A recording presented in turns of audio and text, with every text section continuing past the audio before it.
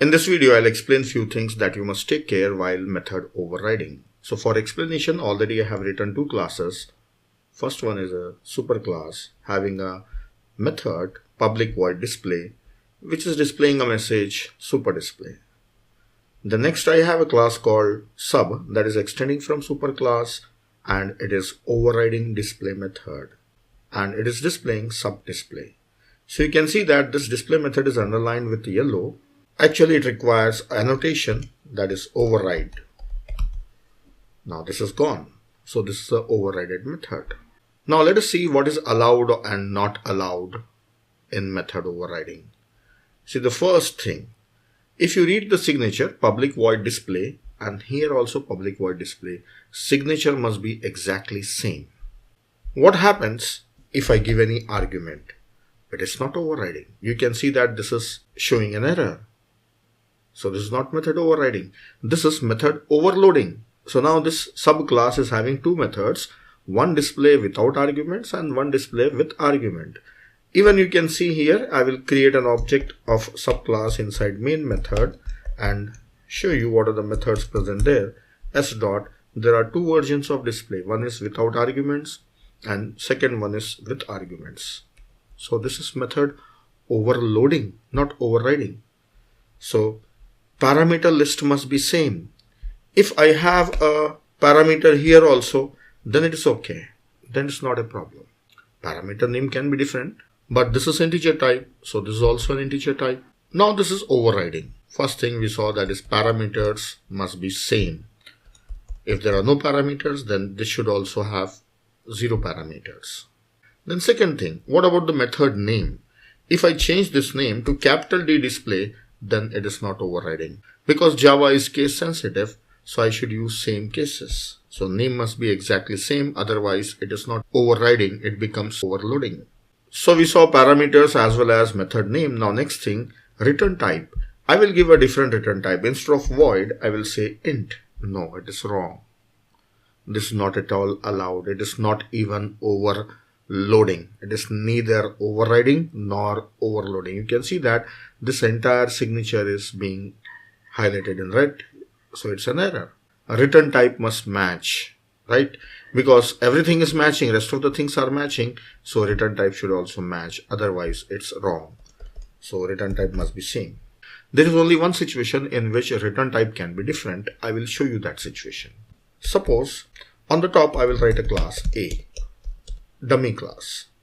Then I will write a class B that extends class A, and this is also a dummy class. I will make it in a single line.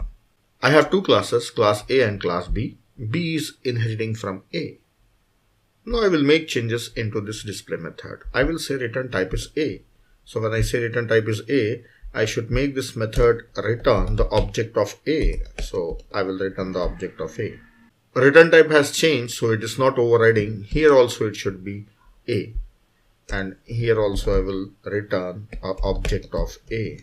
Now this is perfect. In superclass, it is returning object of A. In subclass, I will return object of B. And this should also be B. So yes, this is allowed. It is not showing any error. See, the return type is different. Here it is A and here it is B. It is allowed. The reason is A is a superclass and B is a subclass. So if a method is returning an object of a class A, then the overridden method can return an object of its subclass or same class. So only in this situation return type can be different. So this is allowed. Now I will change the things back to a same simple method. I will remove all these things. Now few more things to learn. Can I have this method as final and override? No, this is not allowed. So it is an error. You can see that display in sub cannot override display in super. Overridden method is final. So this is not allowed. So we cannot override final methods. Can we override static methods? No, static method also cannot be overridden. So we cannot override final method. We cannot override static methods. Now one more thing. Next thing we will see. See, there are three access modifiers, that is private, protected, and public. This access specifier is more strict than protected.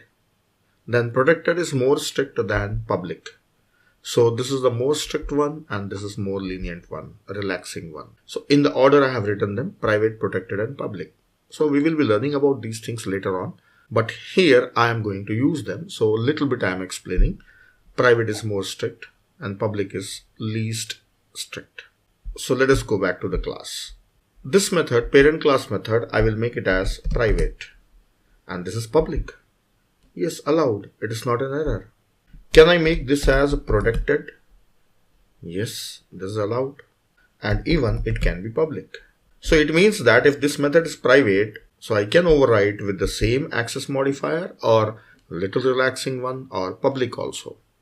But if I make this as public and this overrided method as private, then it's an error. So I cannot have the strict one in the subclass. I should have the same type or the lenient one, not more strict one. If I make this as protected, then here also private is not allowed, but protected is allowed and even public is allowed. So that's it.